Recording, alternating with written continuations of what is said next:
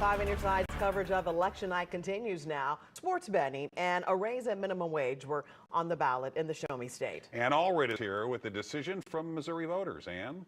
Let's talk about Amendment 2 first. It's gotten quite a bit of buzz this election cycle, whether or not to allow sports betting. 38 other states already allow it, including Illinois. We do not have a final result for you right now. Let's take a look, if we can, at what we do have and how many precincts are reporting. So we've got 48% of precincts reporting, 53% are saying yes, 47% saying no, and this has been really tight all night long. Now, this proposed law would allow people 21 and over, physically in the state, to bet online, plus place bets on gambling boats and in professional sports betting districts. So an example of that would be like a 400-yard perimeter around a stadium. All the professional sports teams in the state of Missouri endorsed this. They want it to pass. Proponents say sports books will have to pay a 10% tax on revenue, and that will go to schools. That is true, but first that tax will be used to pay the expenses of the Missouri Gaming Commission for regulating the sports betting and the expenses that they had to make, plus a $5 million payment to the Compulsive Gaming Fund. People against this amendment say gambling isn't going to bring in the tax dollars it claims because sports books can claim deductions for the cost of free play and promotional credits.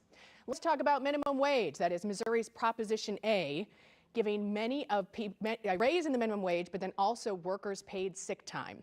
Missourians approved an increase on the ballot in 2018 and 2006. Again, no final decision yet tonight, still up in the air. 56% of the precincts reporting. So far, yes is winning with 60%. If that continues and we pass another increase in minimum wage, it will go up January 1st, 2025 to $13.75 an hour. Right now it's $12.30. Then in January 2026, it will increase to $15 an hour. Each year after that, the wage will be adjusted based on inflation. The proposed law would also require employers with 15 or more workers to provide paid sick time. They would accrue 1 hour of sick time for every 30 hours worked. So let's send it over now to our political editor, Mark Maxwell. Yeah, we're breaking down this whole map, and you're going to see some of those different amendments. We've got Anita Mannion standing with us just here by. But let's take a look at Prop A, that economic issue about raising the minimum wage and guaranteeing a week of paid sick leave. You see right now, as Ann told us, about 60% support and geographical diversity, that number changing as data comes in, votes are being counted. Let's take a look at the heat map to see where the strongest, there's pretty broad support, some opposition, so we'll take that heat off. The big cities like St. Louis City, 85% supporting that minimum wage increase, almost 70% in the county.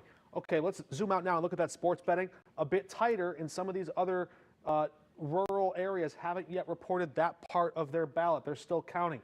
Okay, Anita, we're going to ask you about this big one, Amendment 3. Will Missouri overturn the abortion ban? Right now, about 3/4 of the votes are counted, and it's on track with some of the public polling that we saw coming into tonight.